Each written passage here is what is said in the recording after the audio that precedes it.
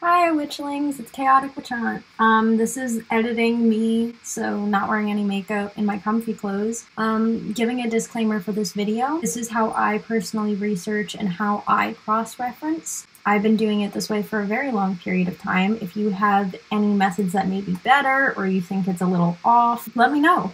I'm always willing to learn, and I'm always willing to, change the way that I learn. This is obviously just my opinion, and there are so many witches and so many different ways to research. And what I think I want you to take from almost all my videos is that you shouldn't just be seeking out my opinion. Even when it comes to witch tubers or witch talkers, you should always be cross-referencing and looking through multiple opinions to see if they agree, disagree, why they disagree. And this situation, this is just my particular method. You can use it and incorporate it with other methods, or you can completely hate it. It's worked for me so far. But yeah, enjoy the video.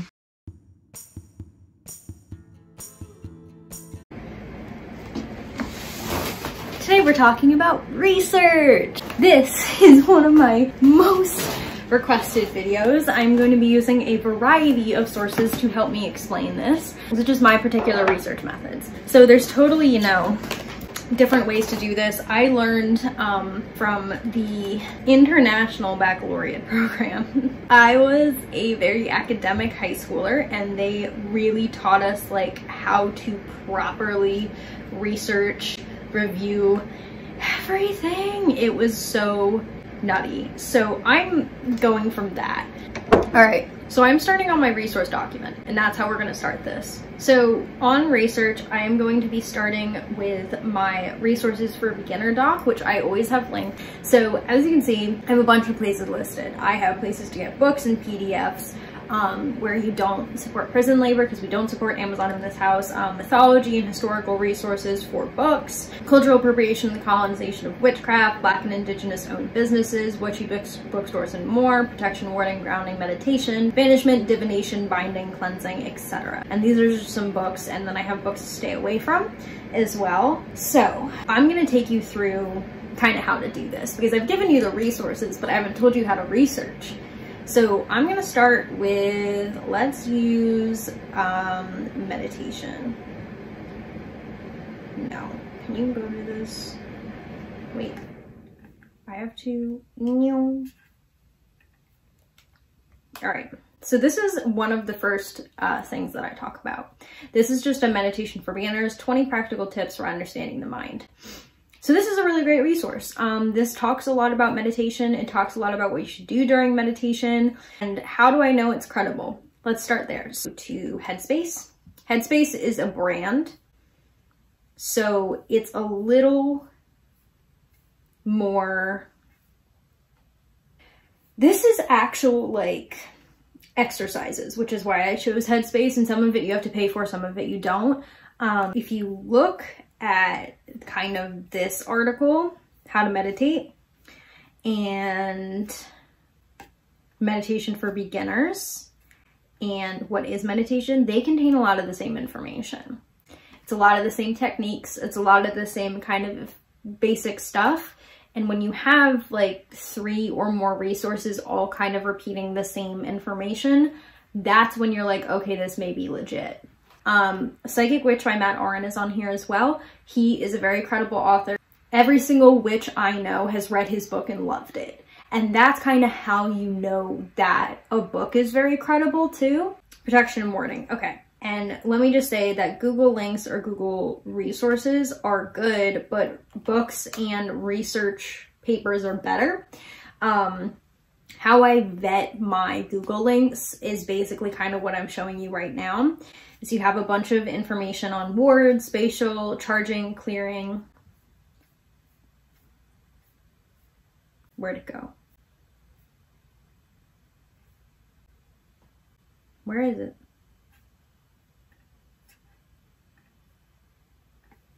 I'm confused. You have to pay for that? Here are some things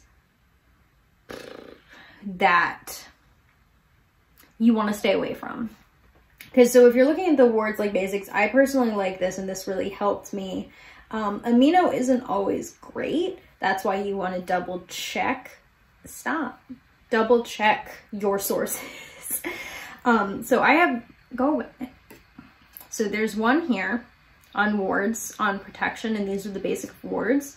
And then I'm gonna be, you wanna stay away from Wikipedia, you wanna stay away from Pinterest, and you wanna stay away from anything like businessy, so like Etsy. Headspace, even though it's a business, does provide a lot of really, really great information to help people with meditation, which is why I like it. It's a very reputable company.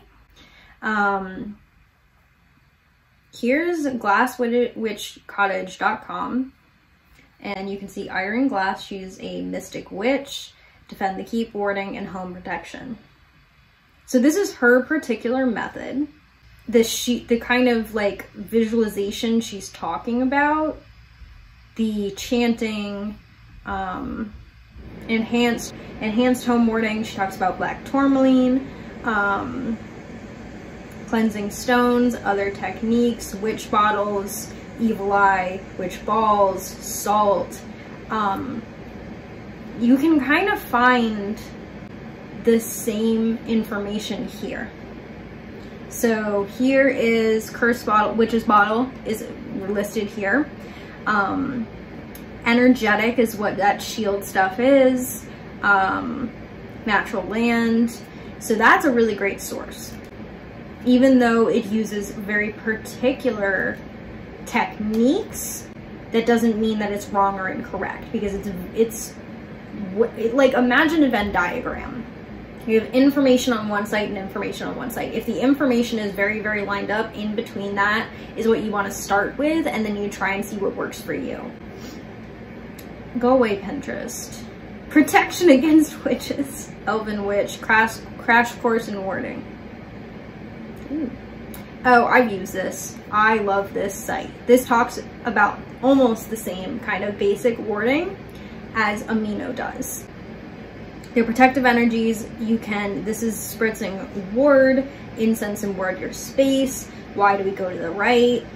Symbols and sigils, energies, vocals. All this is listed in this basic word. And this kind of diagram right here is what I usually show people to talk about warding. And I also have, I think we had an old website that is no longer active that I talk about my own warding, which I'll add. So this is me. I wrote this. This is talking about the basics of warding, and all you see, I use the spatial thing, warding basics page on Amino. These are 3 messages of warding. Warding is a broad term. Here is my personal protective charm bag that I use warding a person. So what this is same basic information, but a lot of different methods. And whether a method works or not is based on if that's going to work for you and if it works for the practitioner. So if a practitioner swears by this method and other practitioners are like, this could work, this sounds pretty like it could work, this is kind of similar to what I do, it's a good method. If this person's like, I do this, and everyone is kind of like, I don't know if that could work, that's really complicated, stay away from it to begin with. Protection and reversal magic. Love it. So, and then the same kind of thing with banishment. You want 3 sources. I always say when you're working with Google, this is so convoluted. When you're working with Google, get 3 sources on the same subject and see where the information differs and where it is the same. And where the information is the same on 3 or more sources, that's where you want to kind of build your foundation, and then you can kind of try what works for you and build out from there. So if you're on 3 sites and they're not lining up whatsoever, find different sites. You just want the most bare bones basic info to begin with, because that's how you build a foundation and that's how you work. Consider it like a pyramid. You have a very strong base on the bottom, And that base is very wide, has a lot of information in it, but it needs to be solid. And then you build up on top of that. If the foundation of the pyramid is messy, it's gonna crumble. So in the books to stay away from, I say that these books are books to stay away from for several reasons. Trans-exclusionary, uses slurs for Roma witches and takes from closed indigenous practices. If it's not well researched and has lots of misinformation, someone just called me. It doesn't have an index, it needs an index. That is where you're gonna find a bunch of information.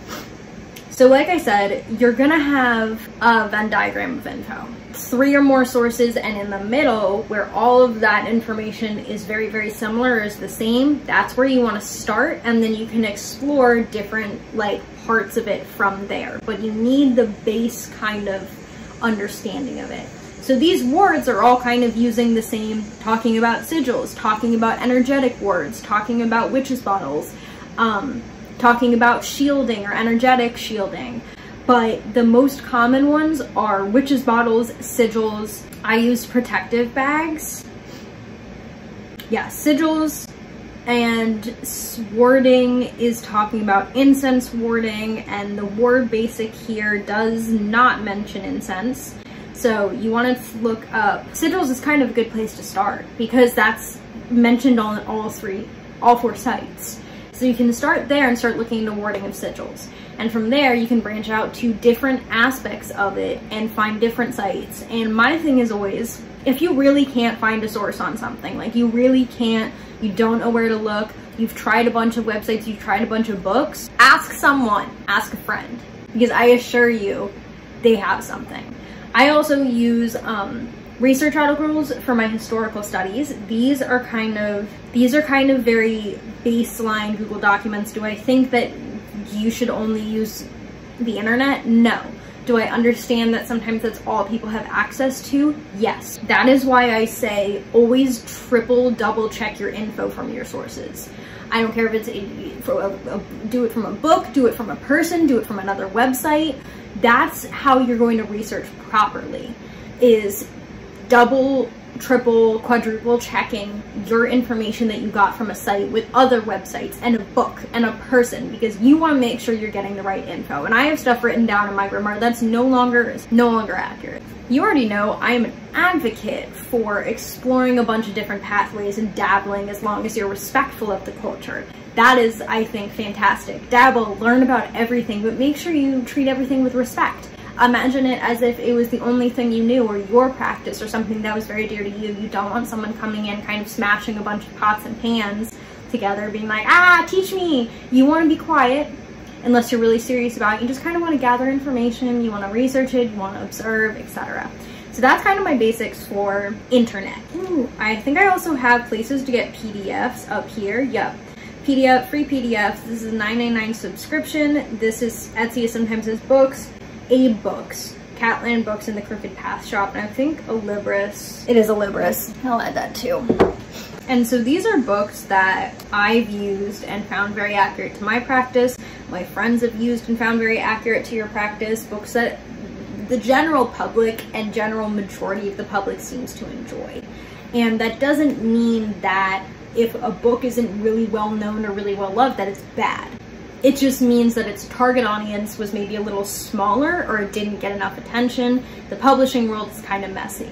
All right, so we went over Google sources, Google links, websites. How do you tell if it's credible? Now we're gonna go over books. Now I have a stack of books here. These are some of my favorite books, or some of my not favorite books, and I'm gonna tell you how to kind of work with it. Now, usually if a book is really well known in the witch community and is really kind of well rated, it's considered credible and full of really great resources. But if you're bored, the bibliography, my babies, that is how you research. Flip to the bibliography and choose a book. That's how you research. You can find books you're interested in. There are books in here, there are amulets and superstitions, Cunningham's Encyclopedia of Magical Herbs, The Green Guide to Herb Gardening, Pagan Book of Days. You can literally find a book in bibliography on something that you want to read and go from there. Herbal Magic, love it. And you can do the same thing with this encyclopedia. I always get multiple encyclopedias. This one also has a bibliography. It has almost the same exact bibliography from this book. Two books that are published with very similar herbal information, and if they both have, you find books you love, you flip to the back and a bibliography of like 3 books you love has the same resource, because it's like you don't want to learn from your teacher, you want to learn from your teacher's teacher. This also is one of my favorite books. Women's Encyclopedia of Myths, Magic Formulary. One that is in here that was also in Herbal Magic, Amulets and Talismans by E.A. Wallace Budge, and Encyclopedia of Magical Herbs by Cunningham.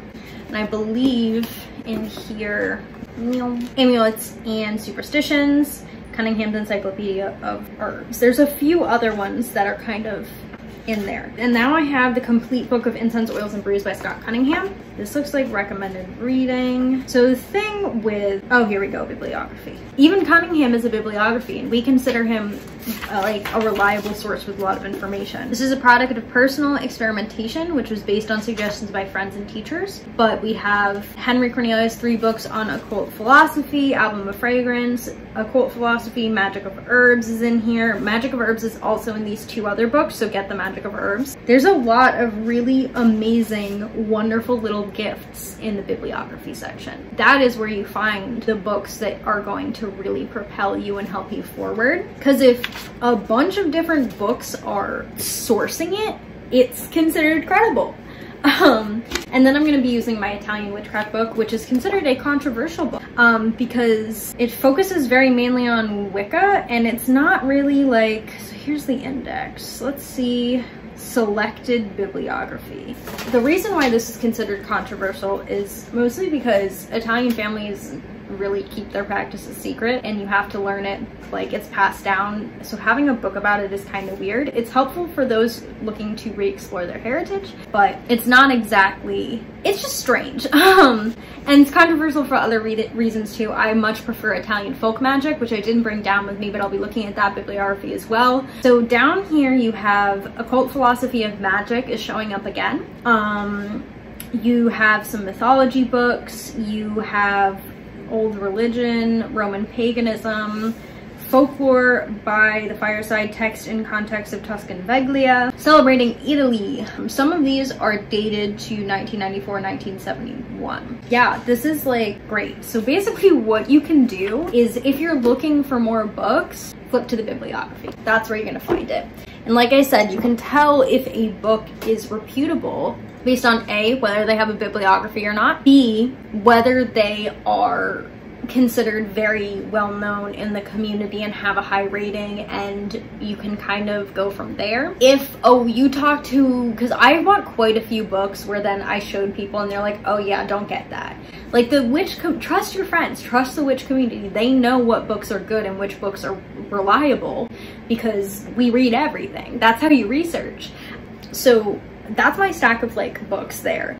And I'll probably be, I have an occult book coming as well. I had 3 basics for occult studies recommended to me by someone I really admire, so I'm gonna be going with that as well. But that's kind of how you look at the bibliography. So like I said, get 3 or more web resources and 3 or more books. I like to have 3 or more books on one topic if possible, and if you're looking for more books on a topic and you can't find it, flip to the bibliography. With Google Links, what you want to do is you want to try to find confirmation of similar information. Let's say you are doing something and you were given a vision from spirit or your ancestors or your deities to do something, and then you're reading and you find that this was a ritual way back when. That's your confirmation. It's interesting because I work so closely with higher entities, spirits, etc., that most of the time I just learn from them. That doesn't mean that I don't do research, but sometimes, like a lot of the times, I will be doing spells and doing spell work, and I'll just be throwing herbs together, and I'll write down everything, and I realize that it was the perfect concoction for what I was trying to do. I think going off intuition is great, but learning having resources and doing research, I'm also a witch of like 6 or 7 years, so I've been researching for 6 or 7 years. And I still have like a long way to go, very long way to go with my research. And that is a testament to how much you need to read and how much you need to research. You can't just look at one resource and call it a day. You want to look at one resource and compare it to 2 others and then get a book and then ask a friend. And that is kind of the method that I think works best, because it's almost like, I hope this makes sense. I hope I don't edit it and I'm like, what is this person talking about? It's a little bit like that. It's a little convoluted. But this is also just like, if you're doing research articles, you want them to be peer reviewed, you want at least 2 or 3, same thing with academic studies, and that's kind of what's really important. But yeah, thank you so much for watching. If you watched to the end, you can leave a like, you can subscribe, you can leave a comment, you can do whatever you want. No pressure, but I hope you have a very lovely rest of your day. Blessed be.